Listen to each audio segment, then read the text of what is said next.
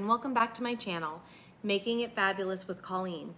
In today's video, I am going to be sharing with you 15 tips to stop doing with your makeup routine. So feel free to leave a comment on tips that were helpful to you, as well as ones that maybe I missed. And as always, if you're new here, welcome. I hope you enjoy this video, and if you do, please subscribe to my channel. Also, if you're returning, welcome back. Okay, let's get right into it. So tip number 1 is focusing on the eyes, and it is to not be afraid of eyeliner, but to use an eyeliner that is soft, something that's not going to tug or pull at your eyelid. I like, I've used this in a couple of videos, the NYX retractable eyeliner. It comes in a whole bunch of different colors. I love it. The thing to do and to remember with your eyeliner is to go as tight as you can to your lash line.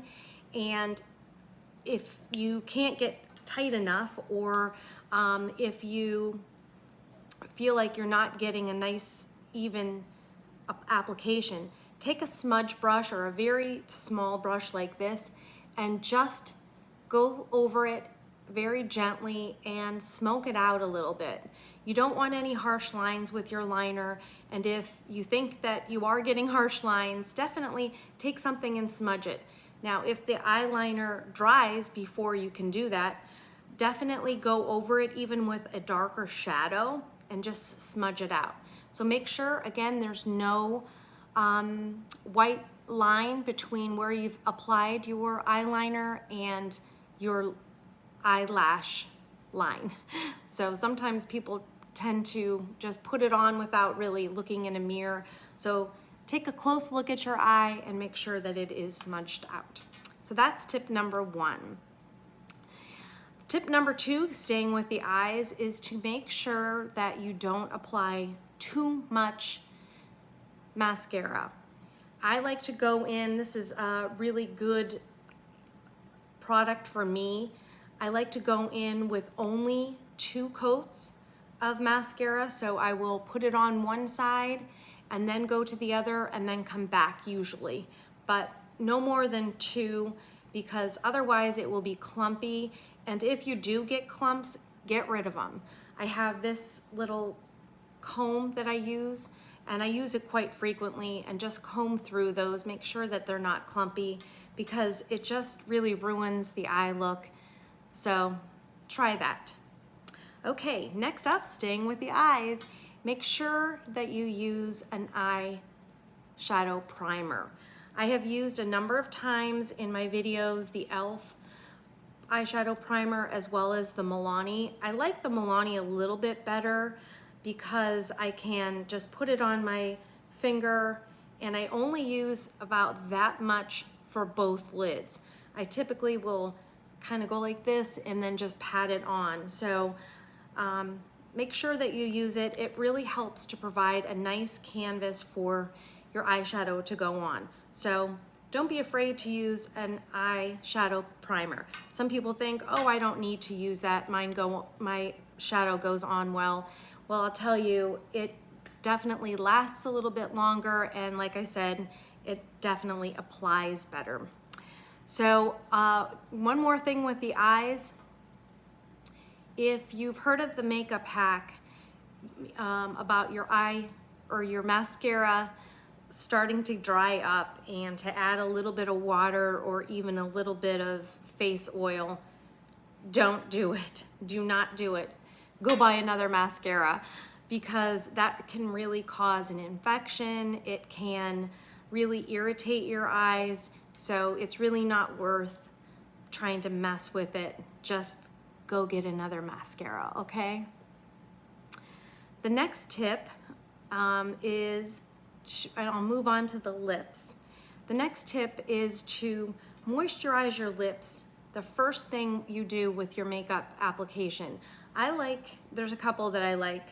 This is Carmax, and it comes in a bunch of different flavors. This one happens to be wintergreen. It also has a little SPF in it, and I'll put it on my lips before my makeup application what it does is just moisturize them. You know, sometimes you put lipstick or even a lip liner on and your lips are kind of dry. If you use this first, let it soak into your lips. By the time you're ready to put your lipstick on, your lips will be nice and moisturized. So don't be afraid to use this.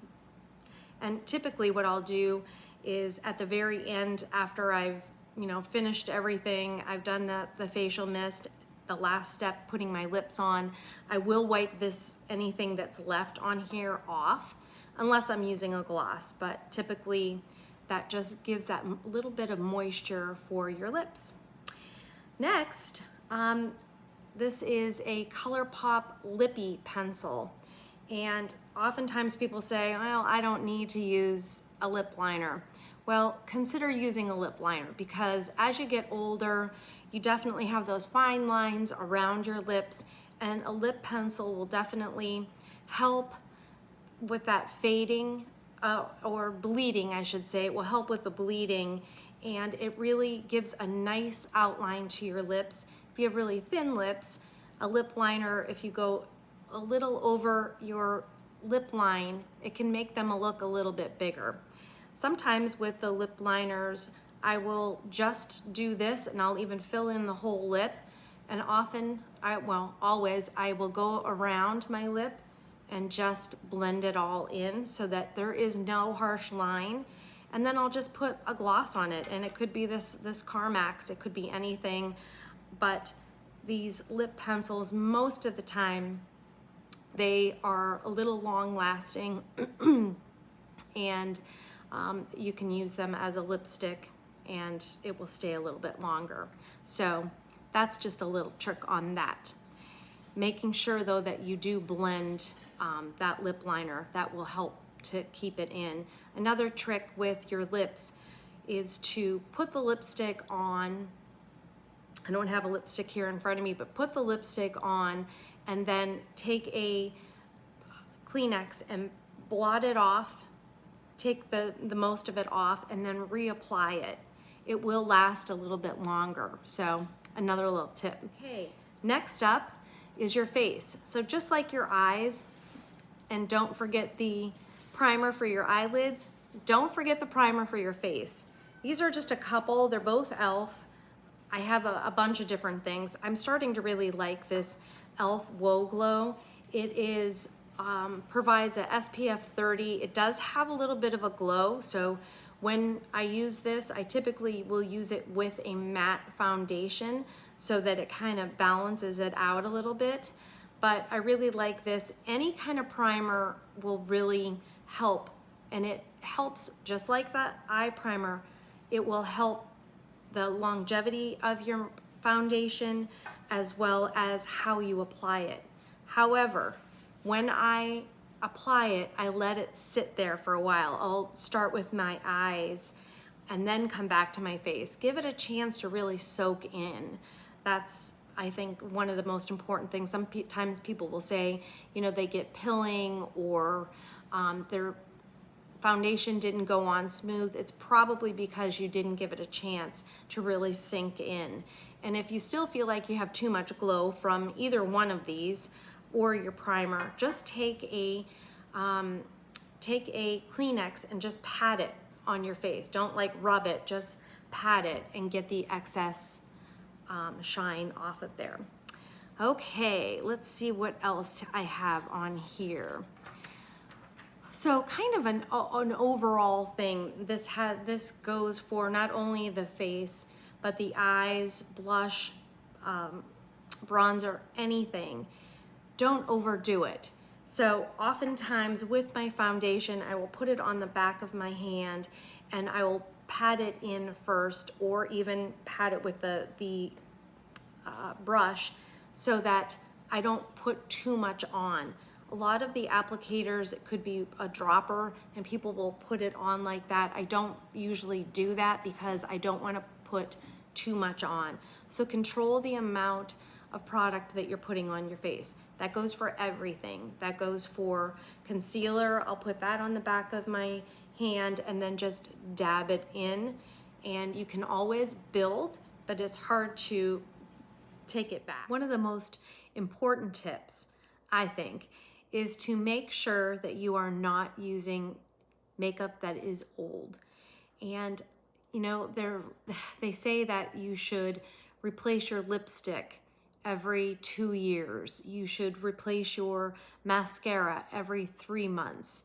You should replace your face products every year or year and a half. It is good to make sure that you kind of follow that rule of thumb. However, when your product is getting old, here's a few ways to tell that it's getting old. If the eyeshadow is not applying like it used to, or if it's patchy, it's probably old. My mom just said to me, my eyeshadow, I think I need new eyeshadow. This is just not going on as well. I'm like, how long have you had it? She said, oh, I can't remember how long I've had it. Then you've had it too long if you can't remember. So really think about how long you've had these products, and maybe it's time to try something new. So don't be afraid to try something different. There are so many affordable options at the drugstore, and it's just, you know, something to really be careful of. With mascara, I definitely, although I go through a lot of different mascaras, I definitely don't let it go any more than 3, maybe 4 months at the very most. And it's really because I don't want any eye infections. I don't want anything, you know, to cause any irritation with my eyes, as well as my lips. I probably will keep a lip product maybe a year and then I'll toss it. I am prone to cold sores, so I'm very careful with my lip products, and I will even wipe them off a little bit so that you know, I'm getting a clean application. The next tip is to make sure that you're wearing the right shade of foundation. There are so many shades that are available. Some are cool, some are warm toned, some are peach, some have a little more pink in it. So definitely, if you can, go to Ulta and try out the foundations that are there and get the right shade match. Ask somebody else to help you, one of the sales associates. Go towards the window and really look at how that shade is, you know, matching with your neck and that kind of thing. Oftentimes it is better to go too light and then darken it up with a darker shade that you can kind of mix in with it. But if you go dark, it's a little harder to go light, although you could add some lighter foundation in, but it's easier to go the other way around. So definitely make sure that you get a color match that works for you. Another tip is to make sure that you are applying your foundation to a clean face. And by clean, I mean that you have used a cleanser, that you have moisturized, that you've used SPF and a primer in that order, and to definitely make sure that you are applying it, each of those things, and allowing them to sink in a little bit. Another thing on the face is to make sure you're not wearing your blush too low. So you want to start here with your blush and go up, just like that. You don't want to go this way or, you know, try to give color to the entire cheek. You just want it on here. That's it. And oftentimes people will like put it everywhere along with the bronzer. That's another thing. I usually apply my bronzer, and I love this bronzer from L'Oreal. It is the L'Oreal Infallible Bronzer, and it blends in effortlessly. But that too, I try to just go from the ear all the way to the center of my eye.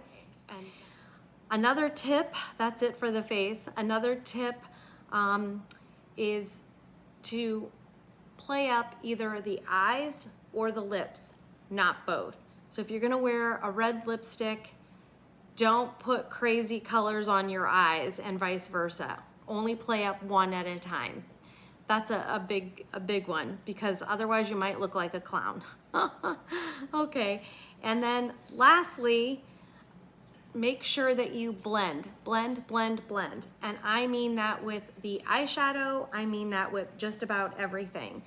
These little sponge applicators that you get in a lot of the eyeshadows that are at the drugstore, they don't allow you to blend. It might seem like you are blending, but I urge you to consider brushes. They work so much better in terms of providing a really nice canvas to your eyes, that there's nothing too harsh, whereas with these little sponges, it's a little harder to blend. So don't be afraid to use brushes, and don't be afraid to use multiple brushes.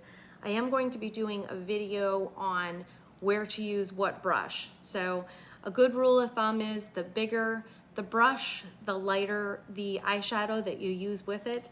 The smaller the brush, the darker. So this is what I would typically use in my outer V, something small. So don't be afraid to use multiple brushes, and don't be afraid to use those brushes.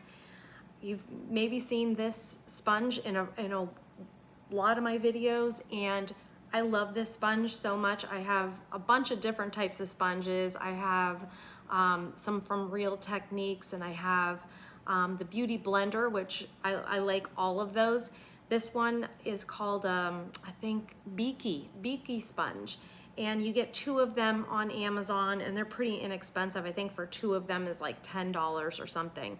But what this helps, again, you know, with that blending, this just helps really get that makeup in your skin, and it really helps to make sure that you don't have any harsh lines anywhere. So you'll see me, I'm constantly, you know, doing this in the videos in between applications. So when I put the foundation on, do that. When I put the concealer on, so this really helps to mesh that in. As well as these bigger brushes, when you're applying things, what happens with the bigger brushes, it gives you an opportunity to blend a little bit better and to really mesh those things together. So don't be afraid of those bigger brushes. Okay, I think that is it. You know, I think that just the key to a natural looking makeup application is to blend, is not to be not afraid to try things, and to blend. You'll hear me say, no harsh lines. I don't want any lines. I don't want you to be able to see real clear where my eyeshadow starts and stops. So blend.